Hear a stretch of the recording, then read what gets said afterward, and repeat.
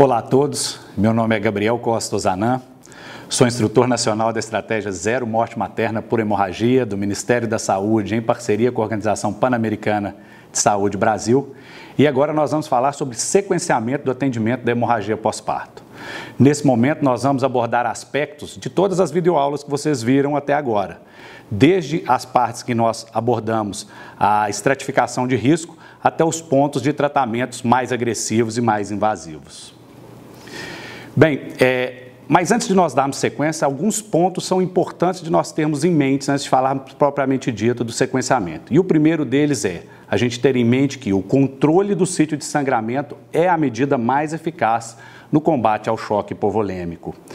E também é importante nós termos em mente que existe uma estreita relação entre o tempo de sangramento e o desfecho materno, de forma que as nossas intervenções durante a hemorragia pós-parto devem ser agressivas e precoces, com o intuito de evitar a nossa tríade letal da hemorragia pós-parto, que é a acidose, a hipotermia e a coagulopatia.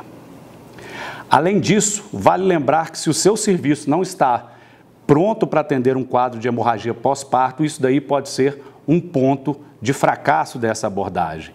Então é importante nós termos em mente que o seu serviço deve ter um sistema obstétrico de alerta e resposta, assim como deve estar preparado para trabalhar em equipe. Dito isso, como agir diante de um quadro de hemorragia pós-parto?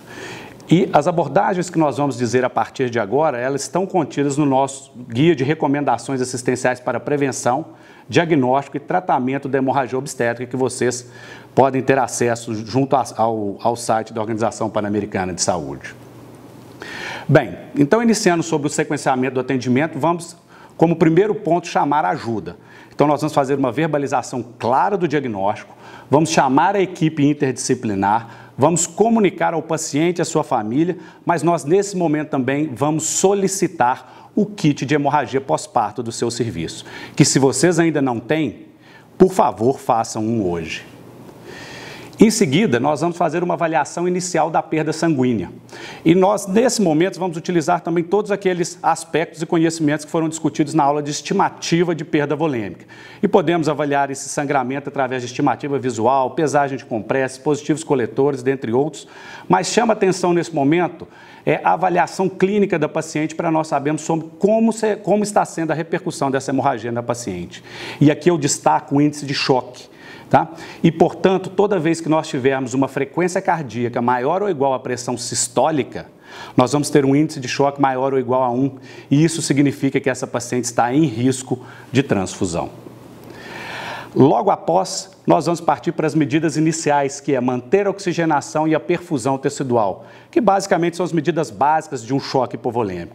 E nesse momento nós vamos obter 2 acessos venosos calibrosos, preferencialmente com gel 16 ou 14. Vamos fazer uma infusão racional de líquidos, que vocês também já discutiram as características das infusões de cristalóides na aula de ressuscitação hemostática.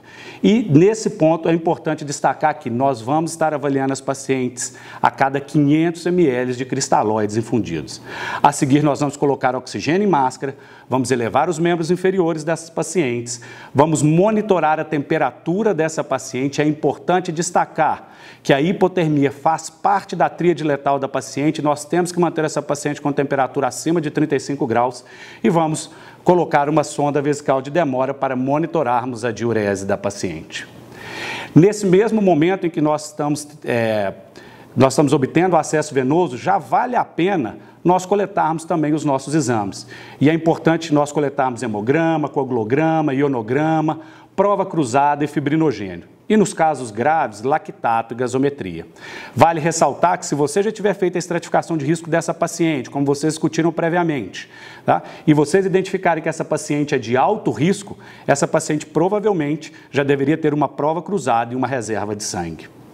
Além de todo esse cuidado, nós também vamos ter que avaliar a necessidade de antibiótico profilaxia, porque essas pacientes, muitas vezes, nós faremos procedimentos invasivos, tais como compressão uterina bimanual, uso de balão de tamponamento ou procedimentos cirúrgicos que sejam necessários para controlar a hemorragia pós-parto dessa paciente. O nosso próximo passo agora, que também pode ocorrer de forma concomitante com os anteriores, é determinar a causa da hemorragia. E usando o nosso mnemônico dos 4 T's, em que nós temos o tônus, o trauma, o tecido e a trombina como as nossas principais causas, nós vamos avaliar o tônus dessa paciente, vamos revisar o canal do parto, vamos reavaliar a cavidade uterina e avaliar também se a placenta encontra-se íntegra. Vamos avaliar a história de coagulopatia, através de história de uso de medicações, de doenças ou mesmo do quadro clínico de uma paciente que pode estar desenvolvendo uma coagulopatia por causa da hemorragia da paciente. Então, esse é um ponto essencial para que nós façamos o tratamento adequado. E é importante lembrar, a paciente pode ter mais de uma causa de hemorragia ao mesmo tempo. Então, nós devemos estar atentos para essa possibilidade. Uma vez feito o diagnóstico, nós vamos iniciar o tratamento. E o tratamento com antifibrinolítico deve ser feito para todas as pacientes, independente da causa. E na aula de ressuscitação hemostática, vocês viram que o uso do ácido tranexâmico, 1 grama EV, lento, deve ser feito em todas as pacientes nas primeiras 3 horas de hemorragia. E uma vez, então, feito isso, nós partiremos para o tratamento específico que ocorrerá de acordo com a causa da hemorragia pós-parto.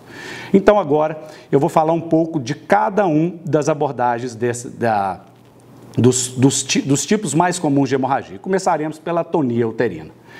Então, na atonia uterina, como nós podemos ver, nós começaremos com uma compressão uterina bimanual e, a seguir, nós progrediremos para a ocitocina.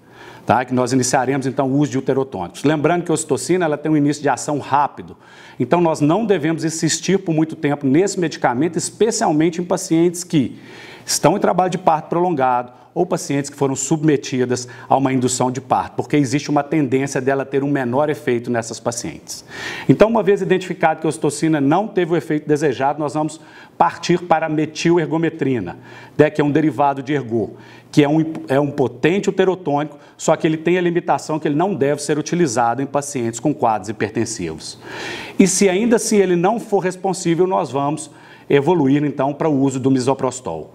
O misoprostol ele tem como limitação o seu tempo de latência e que se não for possível esperar, nós já devemos migrar imediatamente para o balão de tamponamento intrauterino, que ocorrerá então quando tiver a falha dos uterotônicos, né, que foram utilizados para essa paciente. É importante lembrar que se você ainda não posicionou o traje de choque e você o tem em seu serviço, esse é um dos momentos que valeria a pena posicioná-lo.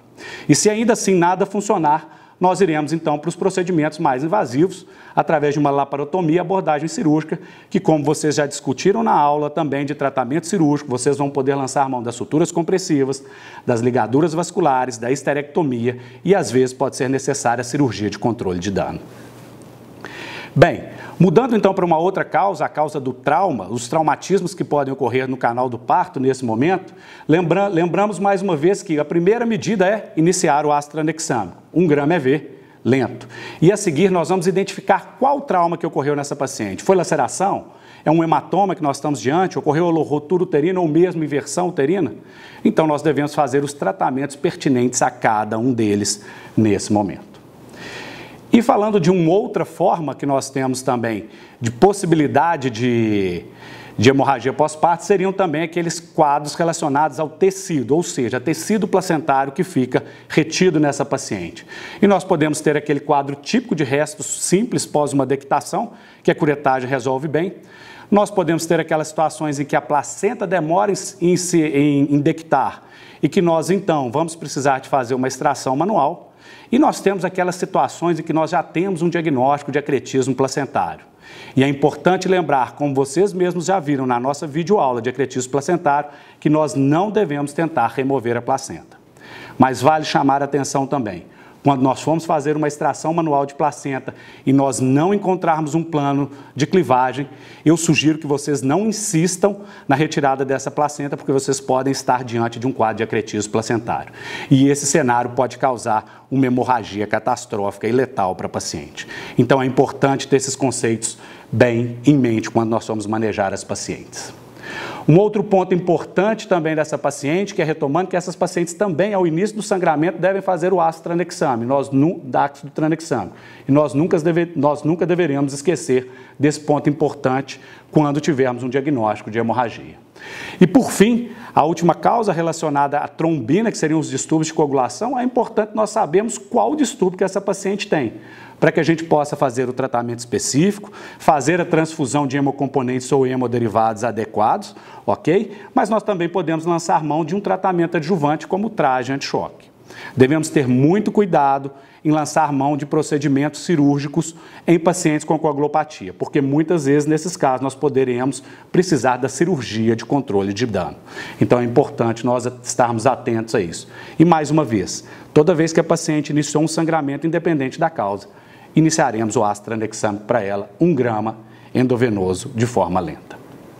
Bem, uma vez feito o tratamento, então, da causa da hemorragia, nós vamos fazer uma avaliação pós-abordagem inicial. E nesse momento é importante nós reavaliarmos a gravidade da hemorragia e do estado hemodinâmico da paciente, lançando-se mãos, por exemplo, de estratégias de avaliação clínica, como o índice de choque. Vamos garantir que nós estamos combatendo a hipotermia, que essa paciente não tem hipotermia nesse momento, através do uso de soro aquecido, manta térmica e monitorando também a sua temperatura. E sempre lembrar que nós vamos considerar hemotransfusão em pacientes que fizeram infusão de cristalóides acima de 1,5 litro, 2 litros e que não tiveram resposta satisfatória do ponto de vista de estabilização da hemodinâmica da paciente. E por fim, pacientes que ainda não colocaram traje, a gente tem disponível, esse também é um outro momento que a gente pode avaliar o seu uso. E bem, uma vez passado esse momento crítico, essa paciente deve ser observada. Só que a observação dela não pode ser feita de qualquer maneira. Então é importante uma monitorização rigorosa nos primeiros 24 horas. Essa paciente deve evitar ficar em local que ela não receba um monitoramento mais estreito, mais próximo do que o habitual. E muitas pacientes podem necessitar um CTI de acordo com a gravidade. Então esse seria o momento também de nós estarmos atentos a essa possibilidade.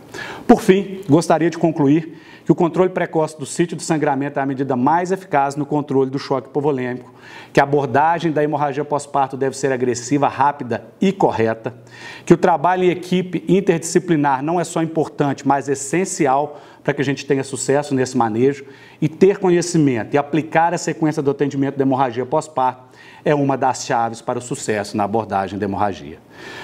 Muito obrigado a todos, um forte abraço.